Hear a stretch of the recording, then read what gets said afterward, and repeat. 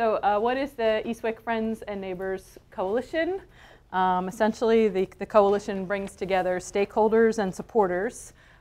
We are united in planning and advocating for environmentally, economically, and socially sustainable future for the community of Eastwick, and that is in deep southwest Philadelphia, right on the edge of the city, near the airport, if folks go up and down Highway 95. We're a grassroots organization, as Fred mentioned. We came together to stop unwanted development in the community of Eastwick. And we are formed jointly by the Friends of Heinz Refuge and the Eastwick Action Committee. These two organizations came together to form the coalition. We united in opposition to a high-density apartment construction project that was proposed by the Corman Company that Fred alluded to. The Corman Company is the 17th largest developer in the city of Philadelphia and probably in the high numbers in the whole entire state of Pennsylvania. They're a huge development corporation. They want to build 722 rental apartments in 51 two-story buildings, over 1,000 parking spaces on 35 acres. So that's a lot of building in a small area. And that 35 acres is within a larger 128-acre green space parcel that is adjacent to Heinz Refuge. So this is the John Heinz Wildlife Refuge here, if folks have ever been there. It's the largest urban refuge in the country. It encompasses over just about 1,000 acres, including the largest freshwater tidal wetlands in the state. So it's a very important parcel of habitat. This is the 200-acre flagship water impoundment. And this is the so-called Big Boardwalk, just to give you a perspective. And a lot of folks do this loop here and really maybe have never had a chance to explore this huge rest of the refuge. But for perspective, the 128-acre parcel that is under development threat is this huge parcel right here on the Google map. Terry's house is right over here. And a lot of folks, this is an existing neighborhood development right here, and a lot of these folks are involved in the coalition, and a few folks from down here. So the 35 acres is what Corman would like to build on. Where's Lindbergh? Lindbergh Boulevard. So a lot of people get off the highway, which is over here. They drive up the main drag of 84th Street. This is a big, busy 4-lane divided road. They turn left at the light on Lindbergh, and then they drive into the refuge right here. If you continue down the end of Lindbergh, essentially there's cement barricades. You can't drive any farther.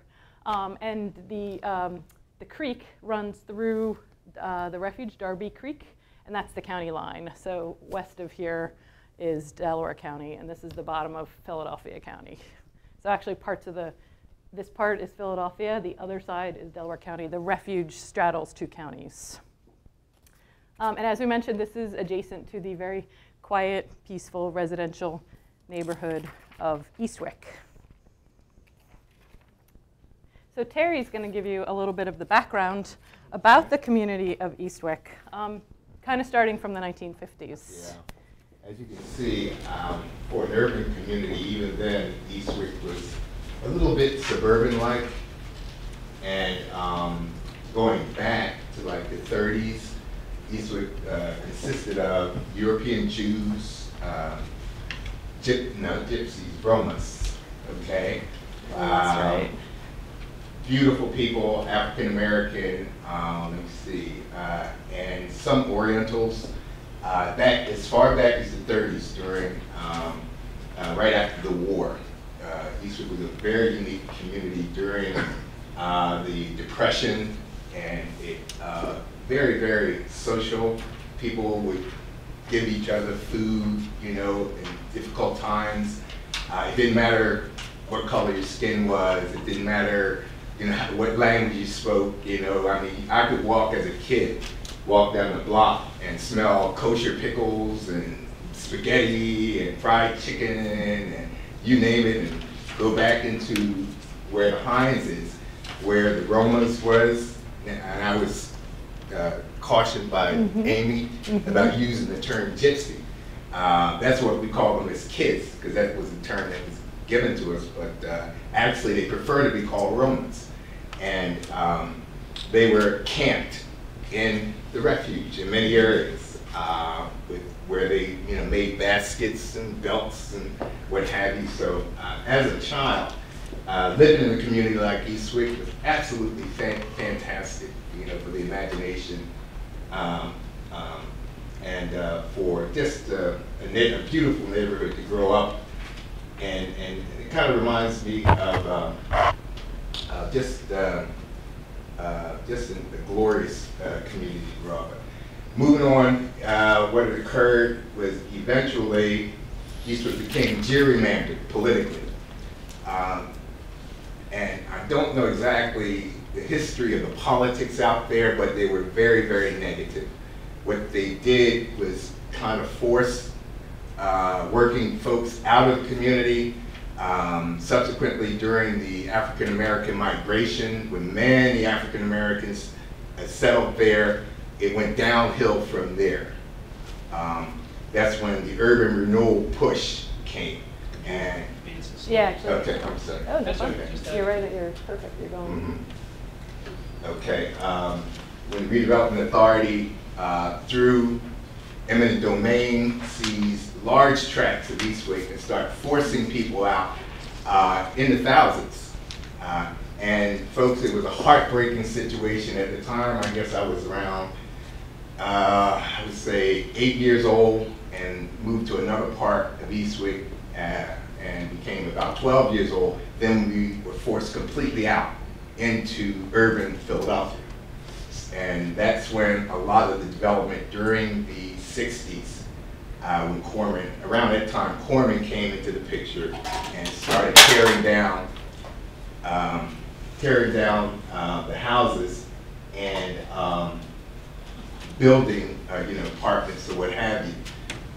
And keep this in mind too, Eastwick has always been a floodplain also. So you have to think in terms of the logic of building a community in a floodplain. Okay. Yeah, sure.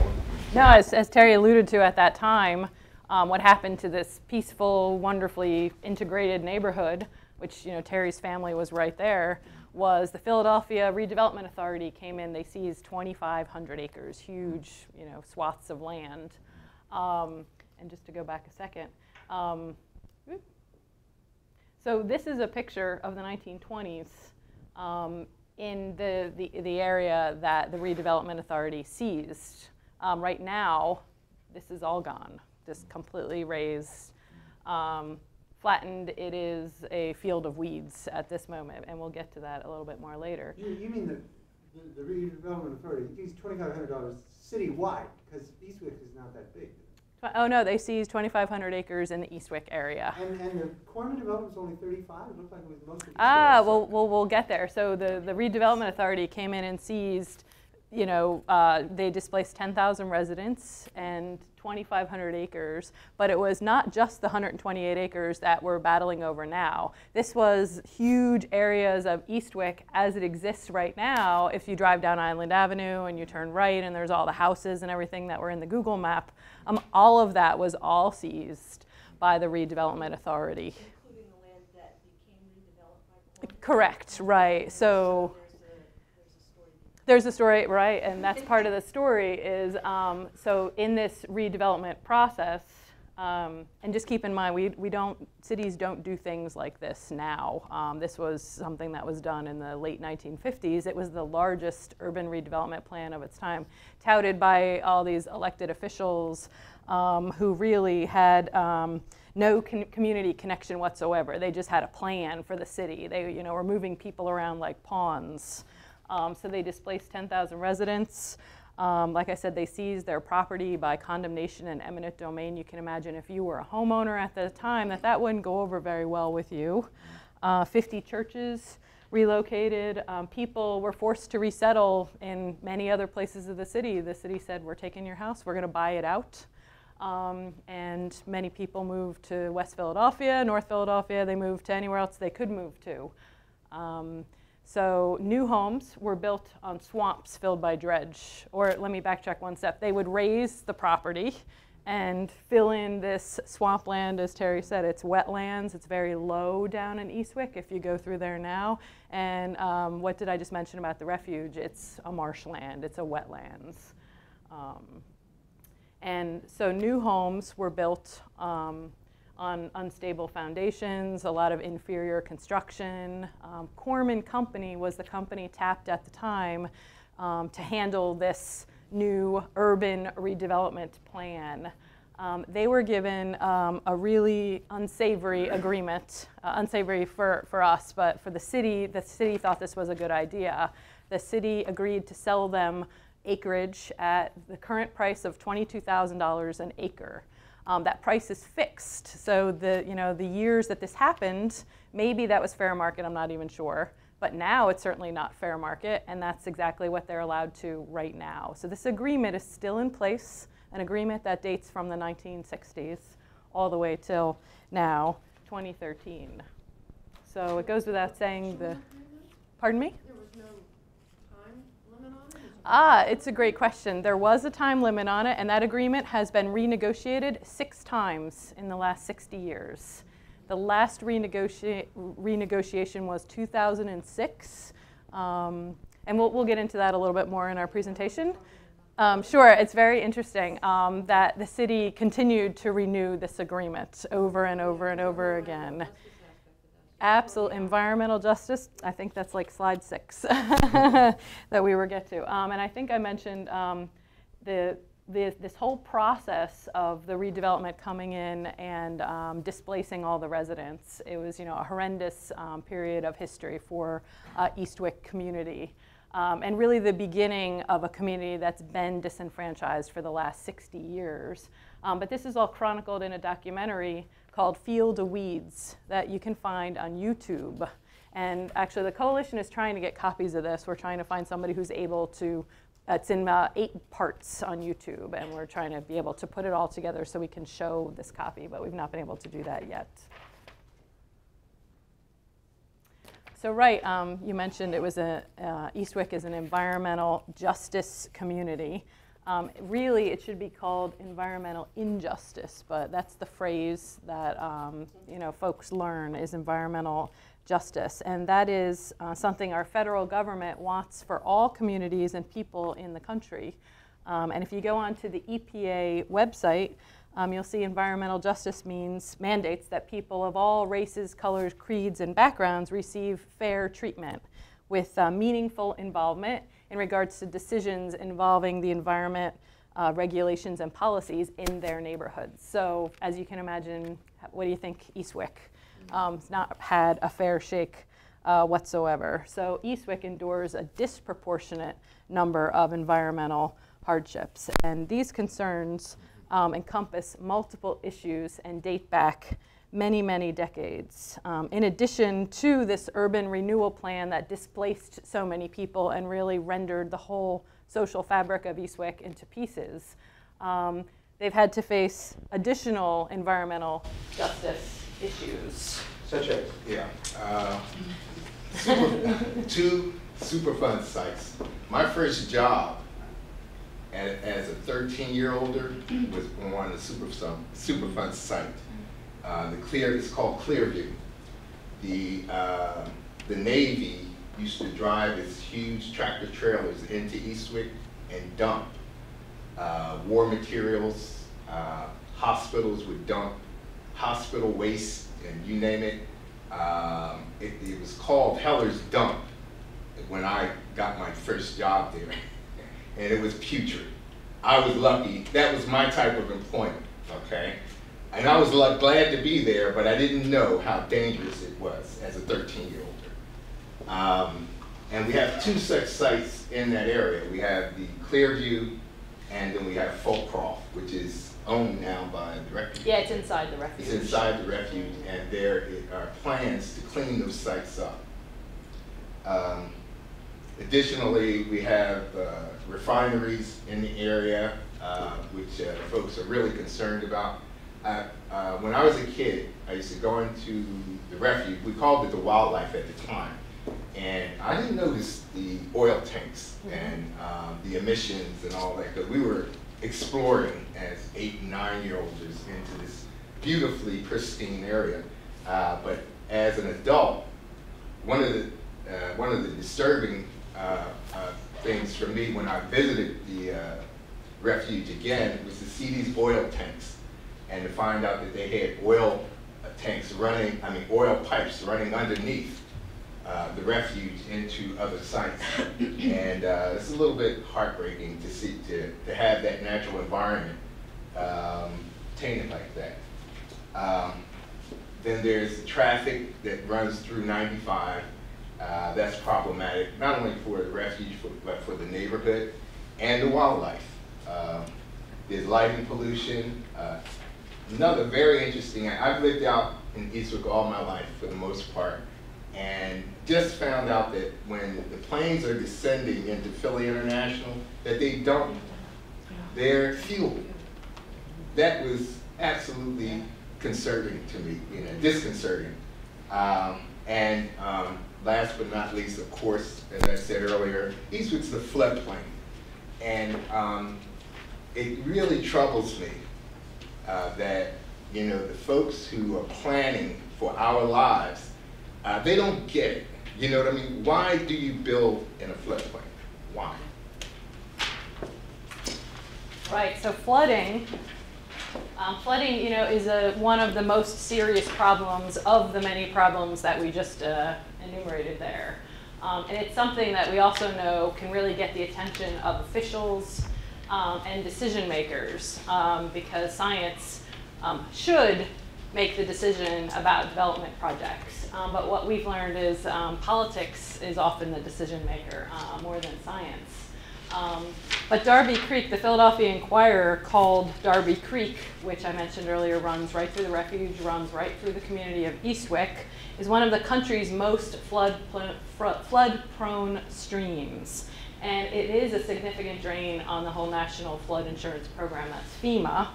And it's a national lesson in what can go wrong with a developed waterway, because the city of Philadelphia and the adjacent Delaware County, they built up right next to those creeks. And the Darby Creek upstream joins up with Cobb's Creek. And Cobb's Creek runs right through West Philadelphia, and it's developed, right to the edges of the creek's life, literally. So flood resolution is something we strive for to try to fix some of the issues in Eastwick, and it is also something that needs to be addressed before any developers could develop any parcels of land. And the coalition is hammering home this message to the officials that they can't just rubber stamp Corman to develop this last remaining parcel. By the way, Corman has pretty much done everything else that they can do in Eastwick, and this 128 acres is it. Like they would be done, they would build what they want to build, they would sell it off or rent it off or whatever they want to do. So they're fighting tooth and nail because it's worth a lot of money to them to do that. But that's an agreement from 60 years ago. So we're here to say, hey, now flooding is really serious. It's always been serious, but now we really want to make sure that everyone pays attention to the flooding. And we cannot just proceed with policies and regulations that were put in place so many decades ago. We know so much more now. So when you're dealing with flooding and looking at the Eastwick area, first of all, nobody, us, the coalition, or the decision makers or the lawyers, can work with this because the information is 50 years old. It doesn't account for change in climate, rise in sea level. We know that water transports toxins from the landfill that Terry alluded to. The landfill is right next to residential homes. There is inadequate stormwater management right now. What's going to happen when you build 51 two-story buildings? How's that going to affect stormwater management?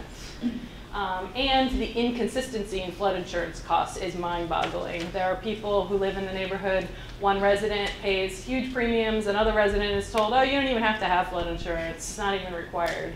So how do you deal with that? This photo, right, is a photo from one of the residents' backyards. Looking towards the Darby Creek is right behind this hill, and that hill is the Clearview landfill. So this is somebody's backyard. And note the water all pooling, and that happens after just minor rainfalls. Do you know the elevation of completely flood? And we're just going to run briefly through, so how does hurricanes impact areas of Eastwick? So Hurricanes Floyd and Irene were two of the huge ones. Of course, there's other ones that we didn't even name here.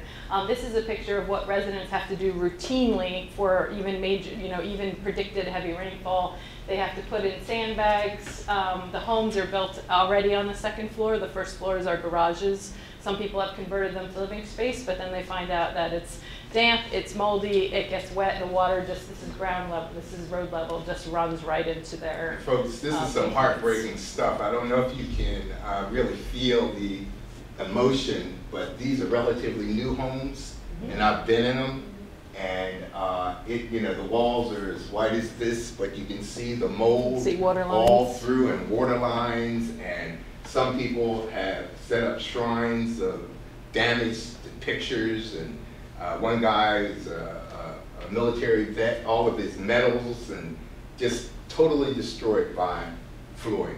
So you can see the bullets here appearing. 1,000 houses were evacuated in Hurricane Floyd. Ground level was flooded. Yeah, Terry was one. Yeah, cars floated away that were parked on when water levels rose 3 and 4 feet in some very low areas. Actually, the rescuers came up to my house in a boat and asked me and my dad, did we want to leave? And my dad laughed at him because he said, look, I've been going through this for almost 60 years, because even in the 30s, Eastwick flooded. Okay, we just have the technology now to be more communicative about these disasters, local disasters, but this place has been flooding for a long time. Yeah. Do you have combined sewer overflows in Eastwick, or is it separate sewer system?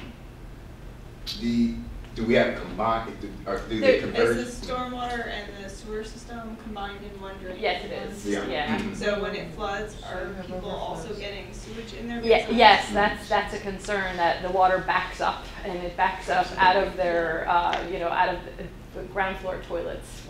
Water has come back up out of the toilet system. Especially in this area where that house is. Yeah. Huge problem for them. This is the house from which the photo was taken on the previous slide, looking at his backyard. He's right along the Darby Creek and Cobbs Creek. And he's also near the Superfund site. Yeah. So the cancer rates among the folks who live there historically skyrocket.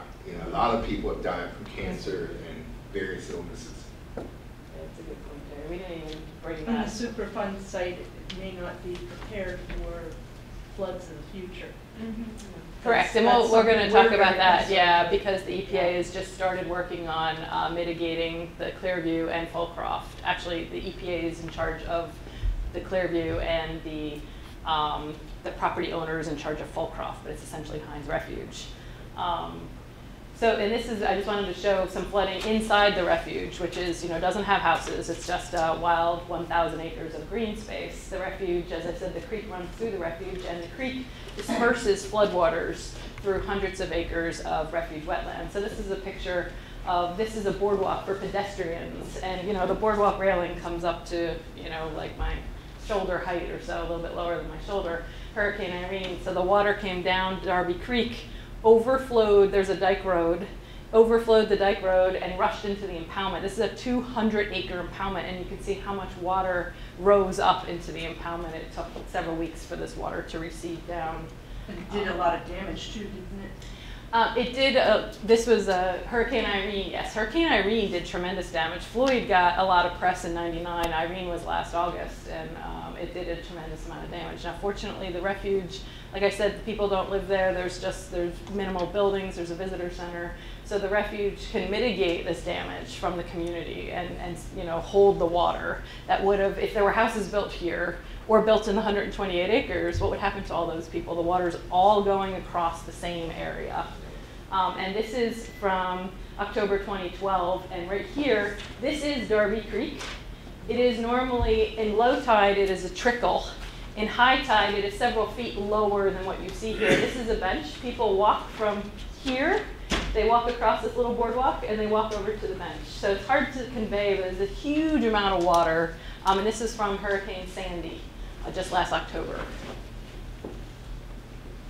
So essentially, to sum it up, this development proposal is a huge new threat in Eastwick. You know, it has big detrimental impacts, environmental, economic, and social, on the community of Eastwick. It's going to exacerbate current flood risks that we've been talking about. It's going to increase air, noise, and light pollution because you're adding 722 apartments, 51 buildings. And it could uncover potential more ground contaminants in the soil because they're going to be digging into this area to build homes. And we just talked about water transports toxins from the landfill, which is maybe 2 miles away from this property, but that's nothing for water to run through the ground, land into this area. Threatens wildlife, including there are 11 Pennsylvania state endangered species that live in the refuge and also on the adjacent 128 acres. And before somebody does ask, well, couldn't that stop the whole project? We've tried, believe me, but the wildlife, unfortunately, is not going to stop this development project, which is so politicized. And why wouldn't that be a reason? Oh, because it's state endangered? They're state endangered, none of them are federally endangered species. We've talked with PA Game Commission, and there's another, the Division of Fish Marine. It's not enough, they believe, you know, that the developers can get reports, they can get permits, that there's just not enough to stop the developers for this project. And one of the biggest things is this development project is, you know, going to repeat the historic injustices that this community has already endured. And it's time to stop that and not have that continue on. So how did the community respond to this? Okay, there's one other thing I'd just like to add too. If those apartments are built on those 35 acres, it's very likely if we have a storm on the level of Floyd again, that the people living there will be trapped. See, because in Eastwick, Lindbergh Boulevard is the main thoroughfare into that 35 acres, and it's sort of like one way in, one way out, because it'll be right adjacent to the residential community. The 35 acres is deep into Eastwick, if you can kind of get a picture of where, and it's kind of circular, where that flood water came, settled right in that area. Now they actually raised it up. I think when they were doing the landfill, they raised it up, what, about 6 feet? Yeah, they were throwing in order to, you know, soil in order to say, well, we're above sea level, right? But trust me, if we get a storm on the level of Floyd, those people, a lot of people could be hurt, as was in Katrina. Now, with regards to how the community responded, beautifully. Folks, I'm going to tell you something. Let me say this to you about our human species. I heard a pastor one time say that we are spiritual animals, no, spiritual beings having a very human experience. Spiritual beings having a very human experience. I saw the spirit, the kindred spirit of my neighbors come to life in a way that I've never seen it. What we're doing in Eastwick is actually historic. The communities of the 30s, the 50s, 60s did not have the wherewithal to do what we're doing today. They tried, trust me. My grandmother was very civic-minded. She was a midwife in Eastwick during the 30s and 40s. She actually delivered a lot of babies out in Eastwick. And she was very community-minded, but they did not have the wherewithal that we have today. The kindred spirits of your neighbors is so vital in approaching an effort like this. We came together, and I'll tell you how it all started. One little guy walking his little dog through Eastwick saw some surveyors. And as opposed to just letting that be, he raised the question, what are these guys doing out here? And he contacted, one of the first things, he talked to a few of his neighbors, then he contacted the Heinz and said, you know, you guys know anything about this? And Heinz said, no, we don't know anything about that, you know, because of the natural environment and everything. We're not really building anything or whatever. Yeah. So the Heinz activated, and the gentleman's name is Leonard Stewart. He activated, and actually I live a little bit away from the new developments. I live in original housing that was in Eastwick. During those pictures, that's when my house was built. Letter came up my block. I was sitting on my step talking to my neighbors, and he said, "Do you know what's going on across that divide over there?" I said, "No." He said, "Look, they're about to build, some apartments," and I could just envision seeing those bulldozers running all through what's left of this very pristine neighborhood, and it broke my heart because, like I said, I grew up there. I know how natural the environment was, and I became activated. And just to make a long story short, just seeing the spirit of my neighbors get involved in this. It wasn't a lot of them, but those that got involved, it was absolutely inspiring. And that's why, I'm doing what I do now. Right, so as Terry said, the Friends of Heinz Refuge joined with the Eastwick Action Committee, which was, local residents. And that committee formerly had been worried about things like street lighting and, smaller issues, Yeah. right. We came together, a consultant, Ross Pilling from Keystone Conservation Trust, was one of the first people to bring us together and say, hey, you all have an interest in what's going on here. To all of us in the room, we had a meeting at the Refuge. It was a no-brainer. It was like the consensus of the 8 people at the table that we did not want to see this happen. And so we brought in additional consultants, worked with us. Michael Nairn, he's a University of Pennsylvania professor of urban studies with a lot of experience in community organizing. With these two guys, a lot of times when you're getting experts involved in your effort, don't be jaundiced against them. No. Sometimes you think, well, this guy is from, and community folks generally have reason to doubt some of these professionals. Yeah. Feel them out, get that information, because it will prove vital if you get into a real technical battle with a governmental agency or a branch of government. That expert testimony could be very decisive in your effort. Absolutely. The advice that we've gotten is, invaluable. We can't overstate it. And Absolutely. People like Fred with Delaware Riverkeeper, Invaluable. Robin Mann from the Sierra Club, and we're all in the trenches together. So it's not just like, oh, this outsider is coming in to tell us what to do. And Terry alluded to that. That could be a gut reaction at the first minute, but. Both sides come together, all working for the same goal. And the coalition is fortunate, I think, not that we always agree. Believe me, we've had our moments. But one of the really, really major players we can't thank enough, and Ross brought her to us, is we've got legal counsel from Amy Laura Kahn. She's an attorney with the Public Interest Law Center of Philadelphia. And they represent what they believe are, really worthy, strong causes that can make a difference in the Philadelphia area. And so that's pro bono. And Amy Laura has just been an incredible player. Not only does she bring legal advice, but she is an outstanding strategic thinker, and she is constantly advocating consensus building. And I'll tell you, that's often something you forget when you start getting passionate, and we're all passionate.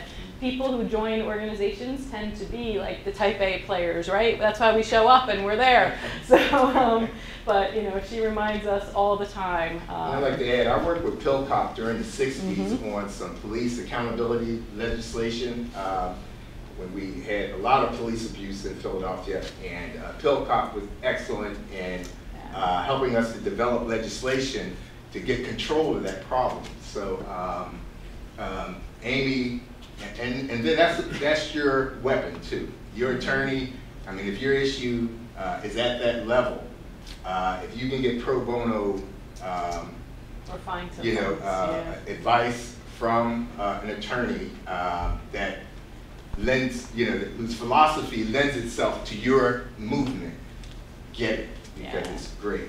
That's amazing. Politicians really respect that. Have you gone to court? We have not, no. We're hoping not to go to court. Amy Laura has said repeatedly she's not a litigator. This is about community, grassroots, changing the world. I know that we're already a little behind schedule here. So in your PowerPoint lists all of the partners. And again, we advocate partner, partner, partner. With more players, you are stronger. So these are some of the people that we've partnered with: the Refuge, the Sierra Club, Delaware Riverkeeper Network, Audubon, Pennsylvania. They provide expertise. Forward Planning we hired them to help us with some economic visioning for the community. Hydrogeologists, Darby Creek Valley Association, concerned with water, of course, Delaware County citizens, Clean Air Council, Clean Water Action, Penn Futures, Philadelphia Parks Alliance, Pepper Middle School as well has emerged as a real pivotal resource in the community of Eastwick. And the more that Eastwick does, the coalition does, the broader our concerns get. But we do remain focused on the fate of that 128 acres. So what do we do as a coalition? We decided to meet weekly, we discuss, we strategize, we appointed officers. Terry's the president, I'm the secretary. We have a very, and we're all dedicated folks to be able to put all this time in. Distributing agendas and minutes. We can't overestimate the importance of that if you're organizing yourselves. Because for several months we didn't do that. Though the Amy Laura kept trying to get us to do that. She would say, well, can you please put together an agenda? Can you please? Now that we have nailed that down after some wrangling and pushing and pulling, it helps us to be so much more efficient in our organizing. And the minutes are so key to look back and say, what decision did we make 3 weeks ago? Because we're meeting once a week, we are emailing each other all the time. So decisions are piling up, and it's really important to keep track of what we decided on. We established committees to focus on specific areas that were identified as important to us. We compiled documents, and this is ongoing, including the resettlement agreement that came up earlier, this massive document, that was a legal document from the 1950s, and it's been revised several times. And that's where a lawyer really helps as well, because these are public documents, but people don't like to hand them over. So Amy Laura Khan had to put requests in for Freedom of Information Act, and they put her off, and they put her off, and they put her off, but they had no choice to finally give her the information. Zoning regulations, we have to stay on top of a lot of information. We do the best that we can. We also identified key players in the community. Church leaders, elected officials, politicians, we partner with them.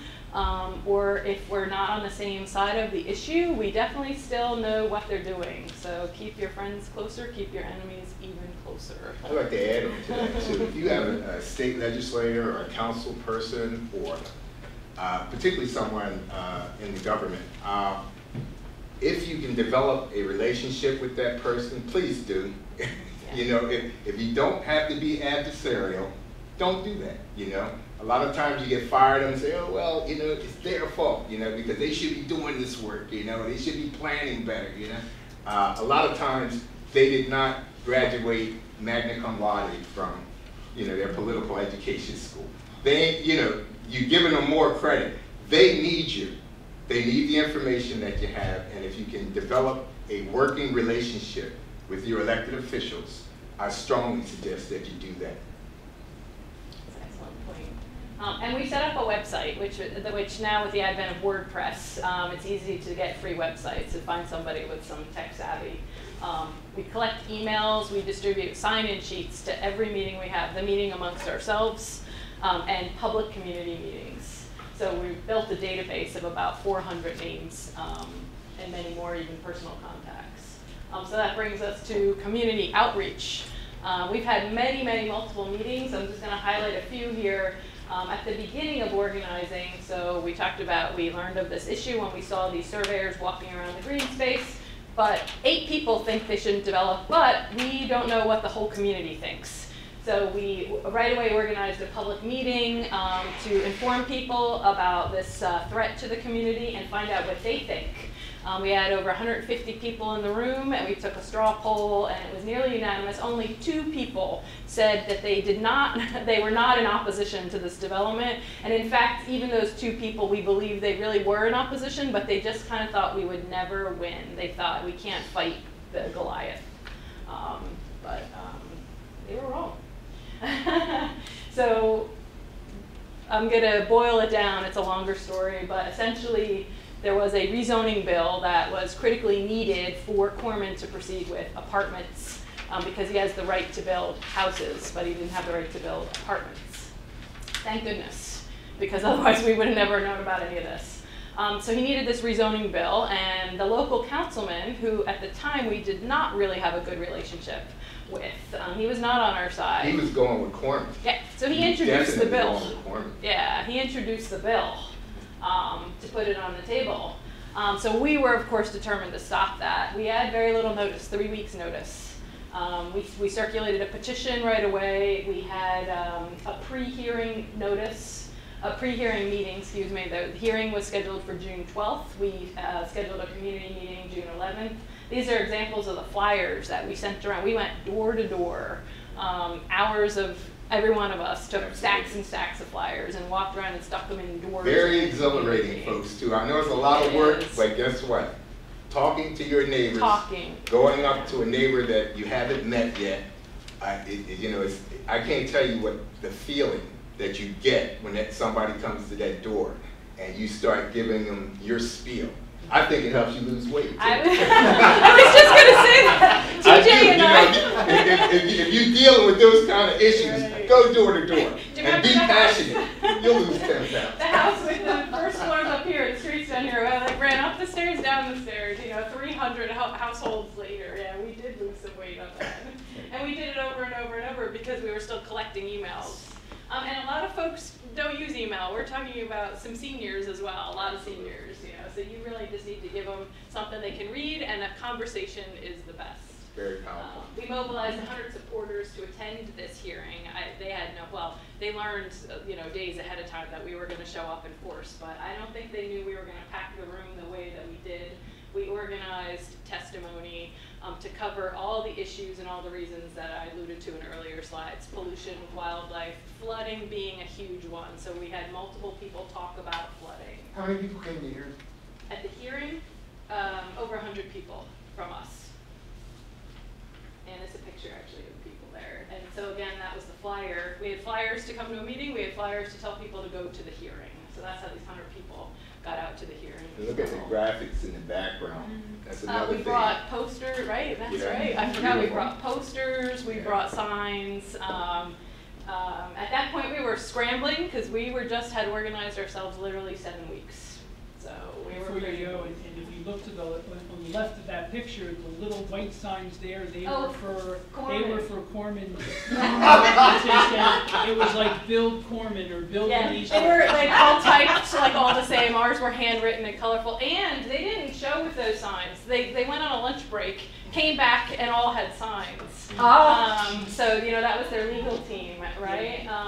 And just a little extra note, we were there all day long. When they have city council hearings, they tell you to show up at 9 o'clock. They have a whole agenda, and we had no idea. We did not even get to be at the table until after 2 p.m.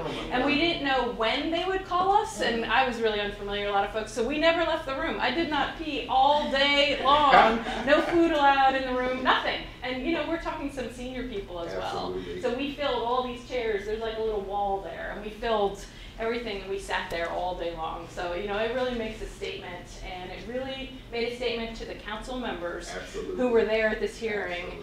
And when Kenyatta got up to speak, essentially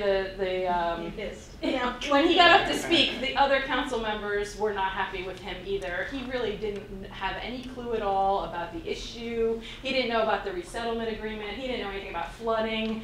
So they persuaded him to pull the bill. But he walked over to our lawyer, Amy Laura Khan, at the end and said, okay, you have the summer. I'm going to reintroduce this in the fall. So we knew, like, oh my gosh, you know, we won, he got to pull the bill, but we knew it was going to come right back up again. So we spent the summer meeting, and again, the flooding became a huge issue. What came out of the meeting, out of the hearing, was the Philadelphia Water Department learned that Eastwick is to be reckoned with, and asked us to send around flood surveys so they could gather information. So we worked with them. We didn't fight them. You know, it was like, okay, great, we'll help you get flooding information. Yeah, we actually did the survey for the water department. Yeah, for the water department. And again, I say that, you know, when you have an opportunity to work with these folks, I think it's very important that you do that. I had a college professor tell me one time that, hey, these politicians want that information because they don't have the capacity to do the research and what have you. And when you have that capacity to provide that, it might make the battle a little easier. Because you're going to battle. We have not won this war. We're winning little battles, and you have to keep that in mind. How do you win this battle? Because the war is always looming. And if you get to present the information, if you're the one, gathering and giving the information, you can flavor it, to your advantage as well. Because that's what they do. That's what they do, right? Corman's paying $1,000 an hour lawyers, probably. So did you reintroduce the middle of the fall? We'll get there. Can I hold questions just to the end? Yeah, I just want to say there's 10 minutes left. Oh my God. Okay. Sorry. Go quickly. So we also developed fact sheets. So everywhere we went, we would pass out these fact sheets and give them to people. And the fact sheets, of course, served as a basis for press releases, media, and public relations. We did engage a PR firm for 8 weeks of targeted media outreach. And that PR firm was able to secure us interviews and stuff. A lot of groups make the mistake, they think, oh, my issue is so huge, I'm just going to call up the radio and they're going to want to cover this. You want to try to make sure that you handle that very professionally. If you can get somebody with experience in PR to help you because they got thousands of people asking them to run stories, and they have to pick the stories that they want to run. So we were fortunate to get a lot of coverage from the people listed there, and a key piece was we were able to get the cover story on Grid Philly magazine, which is a magazine devoted to Philadelphia sustainable green issues. They were interested in this story, and we reached out to the editor, and he just Alex Mulcahy returned the email and phone calls. They were really great about working with us. And we've got some op-ed letters published in the Inquirer as well. Those are really hard to get, so our PR person definitely facilitated that. People sent, the Inquirer gets thousands of letters every day, and Terry also sent a letter and it was published. And when you get a chance, read the questions that our consultant Michael Nairn sent in and got it published. He asked some really excellent questions about why are we building on a floodplain and water always wins, which I think I heard that in the keynote presentation as well. So we also made presentations just like this one. This is our 4th or 5th presentation. We have a few more scheduled. Find somebody in your organization who can do PowerPoint. Is really easy to learn, and it doesn't have to be super fancy. Just send the word out. And this one is actually the easiest one because many organizations are looking for speakers and want to, they're interested in various issues. So moving on to what happened next, we hosted a community public meeting on September 8th to disseminate a lot of information to the community about the issue. So again, we're the coalition, but we want to make sure that if we're speaking for Eastwick, that we do represent their voices. We hired Forward Planning to help us put together some economic numbers about the community. And the meeting was really well attended, and we learned, again, the key is to engage and inspire and inform your community about all the issues. Don't think just because you're passionate, you want to make sure you position yourself well. Politicians are going to ask you, oh, well, who do you represent? And if you're just one person standing there jumping up and down, they're not going to pay any attention to you. You need to represent a large constituency if possible. Political connections are key, and Terry's really excellent at the political connections. I'd like to suggest to you guys that once you identify your issue, you have the community involved, everybody's fired up, pay close attention to how you have those meetings with those politicians.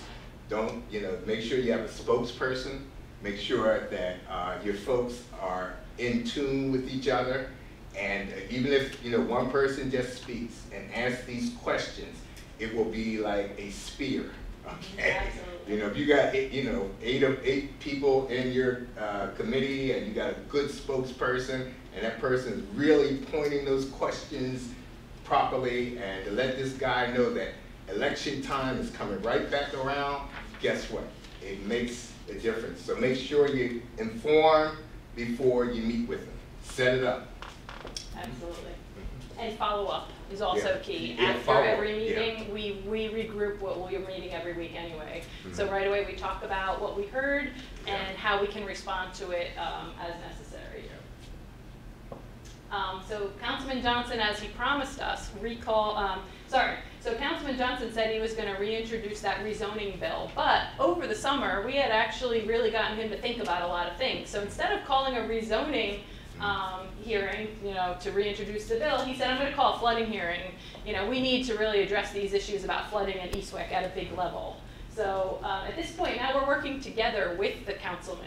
We mobilized over 80 people to attend. We're back in City Hall, but now we got a lot more power. We actually organized the list of people and what order they would speak before City Council decides who's going to speak in what order. They said, just tell us what you want and we'll do it. So we've got a lot of people on our side now. We organized a statement from 11 environmental groups, and I won't read it all, but essentially at the hearing, now the Philadelphia Water Department is on the hook, and they have to respond to all of our concerns and some accusations that they're not paying attention to Eastwick, they don't know what's going on, they're endangering folks' lives and property. And we weren't happy with what they had to say about it. They testified. They felt that the issues in Eastwick were actually personal and localized. Which we believe is not true. Please, come on. You got buildings in a floodplain. It's 5 minutes. Is that recorded somewhere? Yeah, this is all public record. Yeah, all the city council hearings are, you can listen to the transcripts online. 5 minutes. So we've now got some political allies because of our work. We got Senator Anthony Hardy Williams sent a letter to council and it got published in the newspaper. In fact, we didn't even publish that letter. He did. He sent it out to the public. We're like, whoa, great, okay. If anybody's upset, they're not mad at us. So at this point now, Johnson has made up his mind about what he's going to do. He asked us to convene the community in a meeting on November 21st, and over 100 people attended, and he made an announcement that was really critical. And interestingly, first he wasn't going to tell us what his announcement was. So here we are, we're asking him every day, are you going to pull this bill? Are you going to reintroduce this bill? What are you going to do? We told him he needs to tell us what he's going to say before we allowed a meeting. So he told us the night before in a whisper, I'm going to pull the bill permanently. Indeed, he withdrew the bill. Much applause by the community. Another great thing about that meeting was we got all these city officials to come to the meeting, stand in front of people and say, we believe in Eastwick, we're going to do the right thing. Remember, this is a community of people who didn't like their elected officials, distrusted government. So we got them on our side in all of this. So we're nearly done here. So we won the battle, not the war. Corman has now hired a community negotiator. So Terry, if you want to take it over, where we developed a list of questions for Corman. Mm-hmm. And that's one of the strategies. She's like this person that Corman hired, like window dressing. She is, she's African American, which the community is predominantly African American, and she's been around the neighborhoods. And they do this in order to try to build a sense of trust. And this lady's a shark, though.